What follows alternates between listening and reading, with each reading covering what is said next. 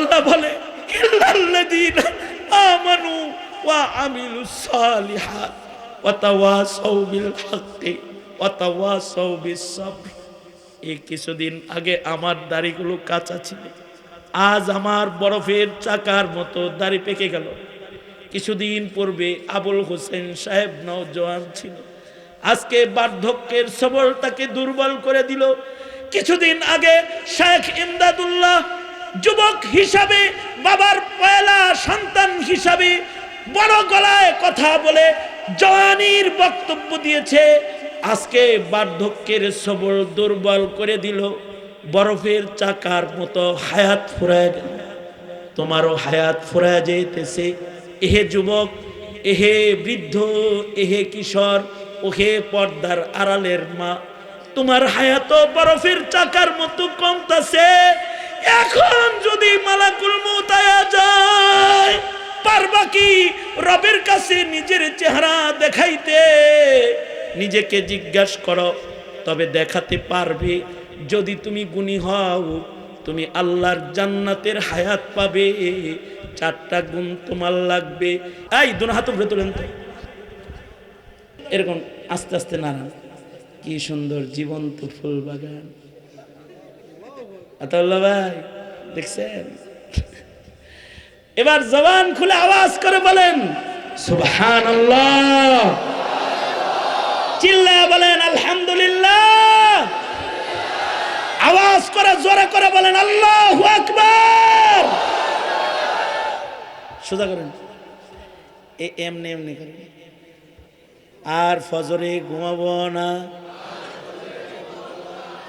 আসরের মতো অবহেলা করে নামাজ কাজা করব না,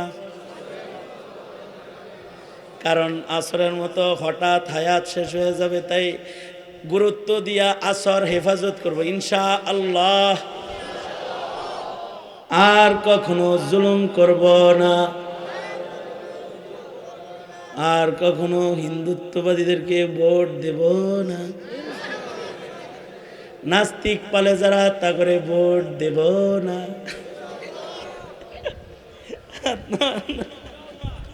এই ঘুম ভাঙছে, এই ঘুম ভাঙছে, কে কে ঘুমাইছেন হাত তোলেন।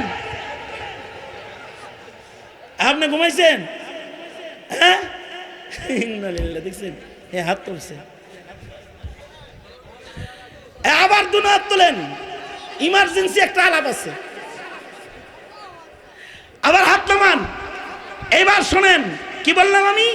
আমাদের এক বুজুর্গ বলতেছে, তোমরা তফসির তফসির যাই করো, আমার কিন্তু সূরা আসর বাজারে যায় বুঝে আসছে। তা ওনার ছাত্ররা বলে যে বাজারে যায় সূরা আসর বুঝাইলো কেমনে? বাজারে যায় দেখে যে এক লোক বরফ বেচে, বরফ বরফ বরফ, গরমের দিন আর বরফ বেচতেছে। তো বরফ বেচার সময় বরফ বরফ চিল্লায়, এই বরফ নিবেন, বরফ বরফ বরফ, শেষ হয়ে গেল বরফ বরফ, ই চিল্লাইতেছে বরফ বরফ বরফ। হের আওয়াজে বাজারের মানুষ অতিষ্ঠ। এই সব মিলে কয়, এই মিয়া বরফ বরফ বরফ বরফ করেন কে মিয়া? বরফ বরফ করুন না মানে কি? তুমি কি তুমি কি তুমি বুঝো কিছু? মিয়া 1 সেকেন্ড গেলে আমার বরফ ছোট হয়ে যায়, পরে আমার বাণিজ্য হবো কি দিয়ে? কারণ কত বড় বরফের চাক্কা লয়ে আইছিলাম, এইটা মিনিট যাইতেছে আর ছোট হইতাছে। তাড়াতাড়ি বেচতে না পারলে তো এটা ব্যবসা শেষ। বুজুর্গ বলে হায়াত হলো বরফের চাকার মতন। আল্লাহ তাআলা হায়াতের কসম করে বলে ইন্নাল ইনসানা লাফি খুসর, সব মানুষ ধ্বংসে আছে। তার মানে সব মানুষের হায়াত বরফের চাকার মতো ছোট হইতেছে। কিন্তু 4টি গুণ যাদের আছে তাদের হায়াত ছোট হয় না, কারণ এদের নকল হায়াত শেষ হয় আর আসল হায়াত মরার মাধ্যমে শুরু। 4 গুণ যাদের আছে তাদের ক্ষতি নাই। তারা যদি মুগ্ধের মতো অল্প বয়সেও মরে যায় ক্ষতি নেই। তাওয়াসি ইলাল হক কইরা মরে গেছে। তারা যদি আবু সাইদের মতো বুক টান করে অল্প হায়াতে মারা যায় ওরা মরে না, ওরা অমর হয়ে যায়। আল্লাহু আকবার জোরে করে বলেন। তারা যদি শাহবাগ বিরোধী নাস্তিকদের বিরুদ্ধে আন্দোলন করতে গিয়ে শাপলা চত্বরে নামাজরত শেষ রাত্রিতে গুলি খায়া মরে যায়, অল্প হায়াতে মরে যায়, কিন্তু অমর হায়াত লয়া চলে যায়। তারা যদি তাওহীদবাদী মুমিন,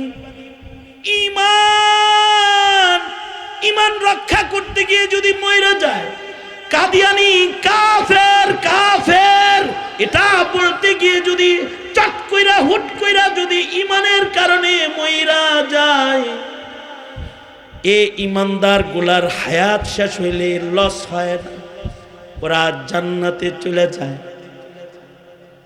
যদি ধৈর্য ধরে কষ্টের জীবন বরণ করে যদি কষ্ট ক্লেশ নিয়ে কর্মবিহীন জেলখানার ভেতরেও যদি তাদের হায়াত কেটে যায়, কাজ করতে পারে নাই, আটকা বন্দি রয়েছে, ধৈর্যের সাথে ঈমানের উপরে অটল। আমাদের বুজুর্গরা ইমাম সারাখসি 12 বছর জেলখানায় ছিল, কাজ করতে দেয় নাই, সবর। কুয়ার ভেতরে জেলখানা, এক কূপের ভেতরে বাথরুম করছে, কূপের ভেতরে থাকছে, কূপের ভেতরে নামাজ পড়ছে, এরপরেও সবর। দিলের ভিতরে কত সবর। কুয়ার চতুর্দিক দিয়া ছাত্ররা বয়া পড়ছে, আর এই দুর্গন্ধ কূপের জেলখানা থেকে ধৈর্যের সাথে হানাফি মাযহাবের উসুলের তাকরীর করেছে। মাবসুত লেখা হয়েছে, মাবসুতের মুকদ্দমায় আছে ইমাম সারাখসি কুয়ার ভেতর থেকে তাকরীর করতেছে, ছাত্ররা জেলখানার ছাদের উপরে বসে বসে উস্তাদের তাকরীর লিখতেছে। কতটুকুন ধৈর্য হলে কুয়ার ভেতর থেকে তাকরীর করে, আর সে তাকরীর আজও ছাপা হয়েছে, স্বর্ণাক্ষরে মানুষের কাছে রয়ে গেছে। ইমাম সারাখসি মরে গেছে, কিন্তু তিনি কিতাবের পাতায় জীবিত রয়ে গেছে। ইলমুস সিগা জেলখানার ভেতরে বসে বসে লিখেছে, লিখা আল্লাহর বান্দা চলে গেছে, কিন্তু ইলমুস সিগার মাধ্যমে সাহিত্য চর্চার, সরফ চর্চার ধারাবাহিকতাকে জমিনে রেখে গেছে। ধৈর্যের চরম পরাকাষ্ঠায় ইমাম ইবনে তাইমিয়া তিনি জেলখানার ভেতর থেকে তার জানাজা বের হয়েছে, তার লিখিত হাজারো কিতাব জীবিত করে তাকে জমিনে রেখে দিয়েছে। জালিমের জিন্দান খানায় তারা ধৈর্যের সাথে বন্দী রয়েছে। তাওয়াসি ইলাল হক, শুধু ঈমান আর আমলের মেহনত নয়, সত্যের কথা বলতে গিয়ে তারা ধৈর্য ধরেছে, জেল খেটেছে। ইমাম সারাখসি কেন জেল খেটেছেন? একটা সত্য কথা বলে জেল খেটেছে। জমানার বাদশাহ নিয়ত করেছে কুমারী বান্দির সাথে নিজের খাহেশ মিটাবে, বান্দির সাথে নিজের চাহিদা পূরণ করার জায়েজ আছে, কিন্তু সে বালিকা এক বান্দির সাথে নিজের খাহেশ পূরণ করবে, বান্দিকে ব্যবহার করবে। ইমাম সারাখসি বললেন, বাদশাহ হতে পারো তাই বলে যাতা করতে পারো না, বান্দি ব্যবহার করা যায় তাই বলে বান্দি মাসিকের আগে ব্যবহার করা যায় না। আগে এই বান্দির মাসিক হইতে হবে, ঋতুস্রাব হতে হবে। একটা ঋতুস্রাব হওয়ার আগে তার সাথে মিলিত হওয়া কোনো মনিবের জন্য জায়েজ নাই। বাস এই এক তাওয়াসি ইলাল হক কইরা 12 বছর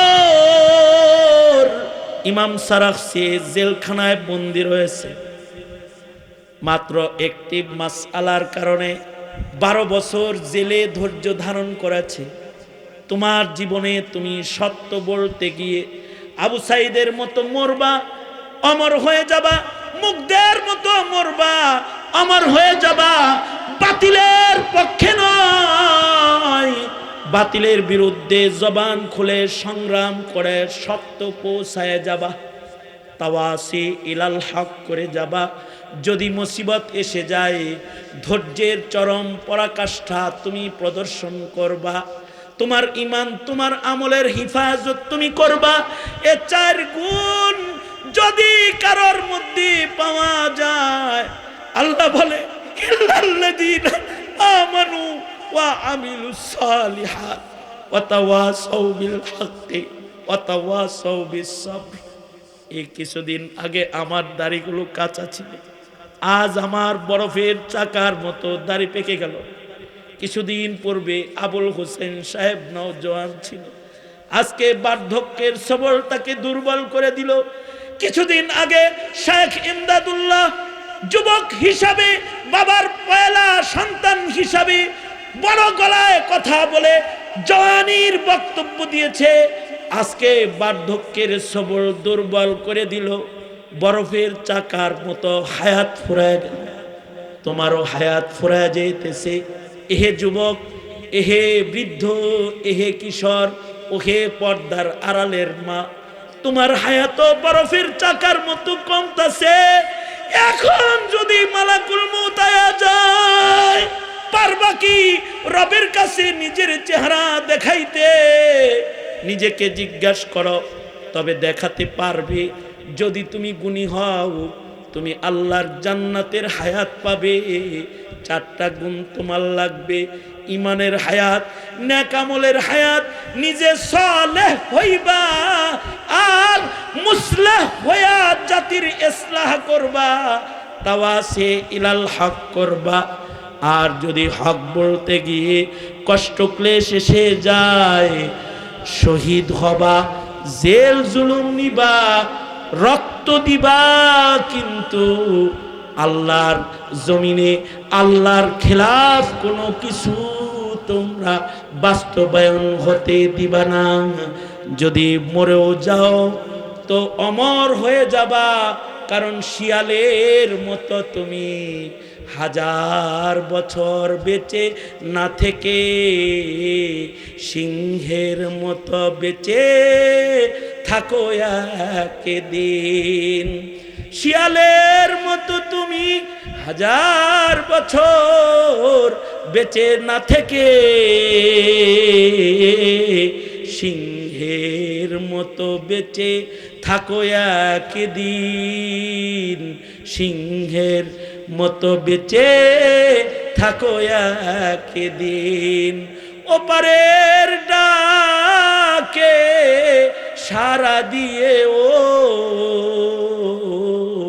অমর হয়ে তুমি রবে চিরদিন, অমর হয়ে তুমি রবে চিরদিন।